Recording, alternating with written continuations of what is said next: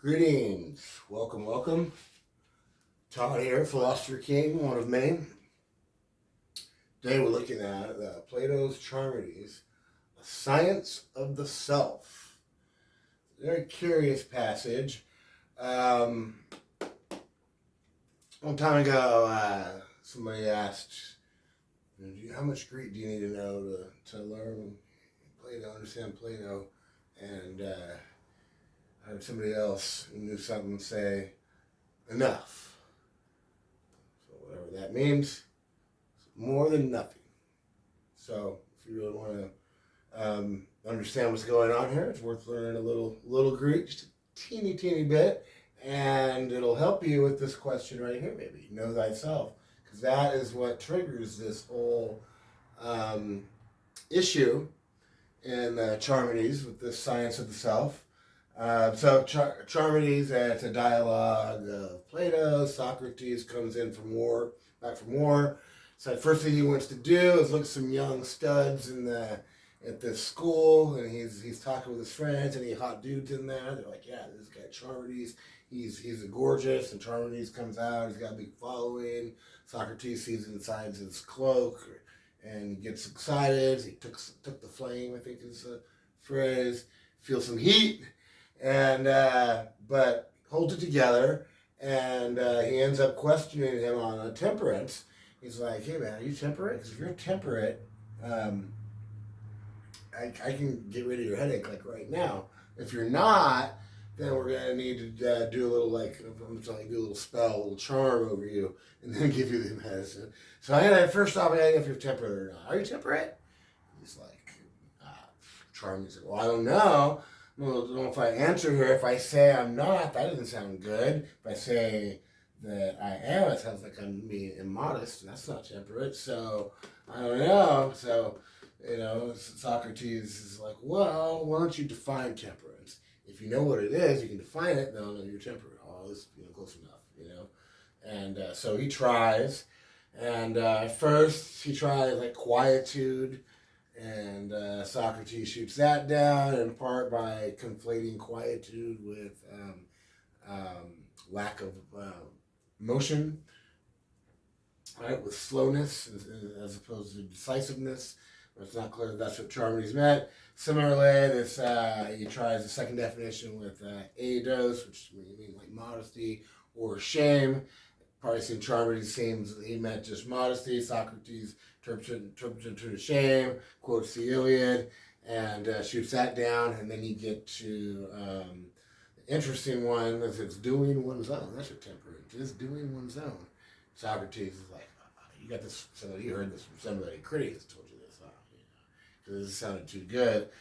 For those of you who don't know, Plato's Republic, the kind of provisional definition he arrives at for justice is doing one's own.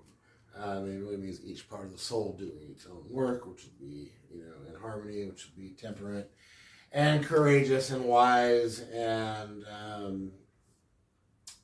that's the context here, is these virtues. And so, temperance, doing one's own. Critias gets a little frustrated with Socrates shooting down Charmides' attempts to defend it. Socrates is like, doing one's own. That means if I don't do, my own, to use like a modern day example, I don't do my own tiles in my kitchen, then I'm not temperate, like, what do you mean doing one's own? And so Critias comes in, he's like, no, it's it's like doing works, works, it's doing those kinds of works. If you do that are judged admirable and useful, that's being temperate. All right, Critias, since he can use Hesiod, he's got an argument, and Socrates, he's like, well, you're saying good works, right? Yeah. Well, what if like a doctor healed somebody, they didn't know they healed them, right? So they'd be temperate, but they wouldn't know they're temperate, right? Because they didn't know if they healed them or not, but the work would be either good or not good. And this triggers Critias because he's like, wait a second, they got to know they're temperate, and he starts thinking, here, wait a second, know thyself, yeah, and he tries to cast this out in terms of, this just means be temperate, know thyself. Right? You would say that's temperance, know thyself.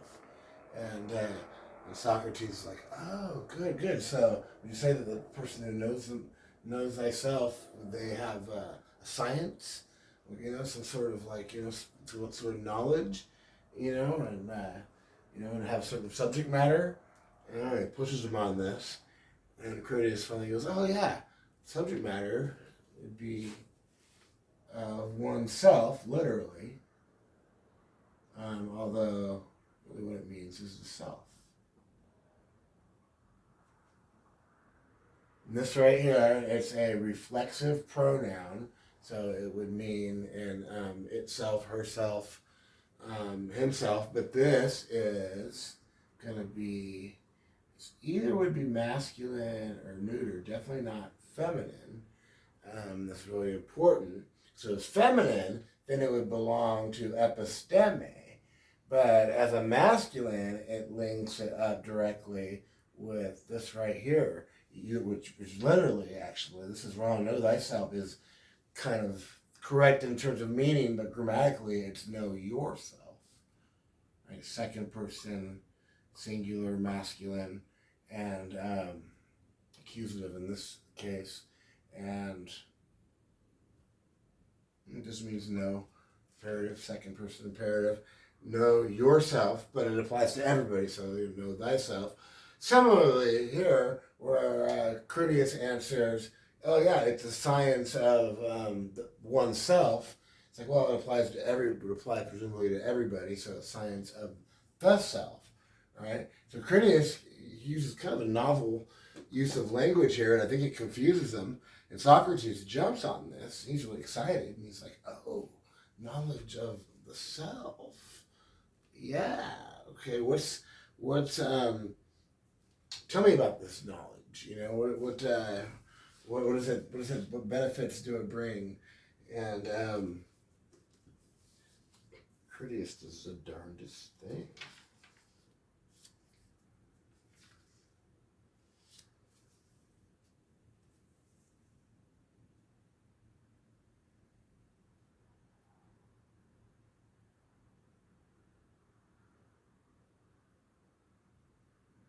So he says, now, and so, if you should ask me what result I take to be produced by building, as the builder's science, I should say houses, and it would be the same with the other arts. Now it is for you, in turn, to find an answer to the question regarding temperance, since you say it is a science of self. Critias, and to tell me what excellent results it produces for us, a science of the self, and what it does that it is worthy of its name. Come now, tell me. Critias tries to dodge this by saying, oh no, it's like geometry or math. It doesn't produce just direct results. And Socrates is like, well, just tell me like it's subject matter. What is it, And you might imagine Socrates being pressed on this question by somebody who would be like, oh yeah, it's about the soul. Right? And then specifically, pressing a little further, we might say, oh yeah, actually, the mind. The divine part, what's the divine part? So the mind, nous. In the Greek, this is what happens in the Alcibiades. That's the way that he takes the discussion after this know thyself issue comes up with respect to a young, budding leader, Alcibiades. Wants to lead him here. Right? And Critias doesn't do that. No, instead, he changes gender. He's a gender bender, folks. Critias changes to here. He's like, no, Socrates, you don't understand. It's a science of itself. Science itself. It's feminine here. And so he changes the reflexive pronoun here to feminine. So technically, say a science of herself, you might say. But the gal is episteme. That's feminine. This, feminine. Right? So he changes the meaning. Right? It was his own word. His own, originally, he had it linked with know thyself, right? Over here, originally, with the second person masculine pronoun, right? And then he changed it to feminine. No longer hooked up here, now he hooks it with here. All right, so what's going on? Confused? Is Critias confused? Are you confused? Just go back and watch video, read this section, it's not that hard. I think he's confused.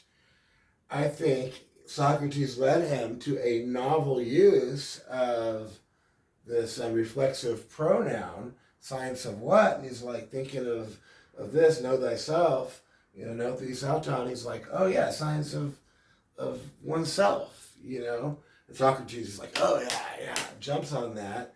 And when he's pressured, he switches to the feminine because it's just, he doesn't want to go there, and he's maybe not sure what he said. It's a novel use of language. He's confused. That, or he's just intentionally dodging the question because for more like, I guess he's more aware but doesn't want to go there. So you could read that either way. One thing about Plato, according to Pierre Grimes in his dissertation back in the 50s, Plato, unfortunately, was not always clear. So maybe he's confused.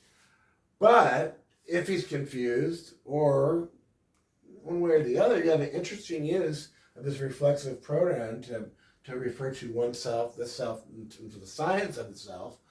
And maybe that just means nothing more than the idea of the soul, which is the psyche. In the Greek, Latin transliteration, you get. My Greek's horrible, and I want to include people who don't know the alphabet because it's not that much. You just need to know some Greek, a little bit of Greek, and you really can open things up with Plato. And in this case, it could just be, that's where would be the science of the self, because this gets developed in the Republic and the Phaedrus and Plato, elsewhere, Timaeus, in different ways, and maybe that's all he means, the soul. I did a seminar with Pierre years ago where he said you need to ditch the self for the soul, and he said that there is a state of that you can enter into where there is neither self nor soul, talking about the experience of the one. So. Not even experience, they say. I don't know, but it's an interesting subject, and what I would conclude tentatively is that this confusion here suggests look out for novel uses of this to mean self and the reflexive pronouns, and then also just in regular autos, which is a pronoun, and also with an article means the same. That means the same, autos, and then also as an intensifier, which would mean like in the sense when you'd say, oh yeah, the very board or the board itself, right? Instead of reflexive pronoun, you use this as an intensifier. Those are the three common ways. There is a couple passages in the Nicomachean Ethics of Aristotle where autos is used as a noun that means self. Probably some passages elsewhere. Pierre says there's many more, Pierre Grimes, and it all stems from his reading of this passage right here. So he knows auto, the one itself, is traditionally translated, but he said, well, what if it's the one self? Right, and then he runs with it, and he retranslates a whole bunch of passages in Plato and even Homer to indicate itself. I don't agree with all that. But Parmenides 137b is a suggestion, there's a reference to how Parmenides understands his true self, perhaps, and that would seem to be supported by this novel use here. Like message. Look out for novel uses of reflexive pronouns and pronouns pertaining to the self in Plato. That would be my takeaway here. Socrates apparently got confused by his own novel use of a reflexive pronoun when Socrates turned the heat up on him and asked him to give an account of the science of the self. Didn't want to do it, but seems like a worthy project, and maybe it leads here. Maybe. Get to that one day. I'll do some videos on Parmenides, but not tonight. Thanks for paying attention. Take care.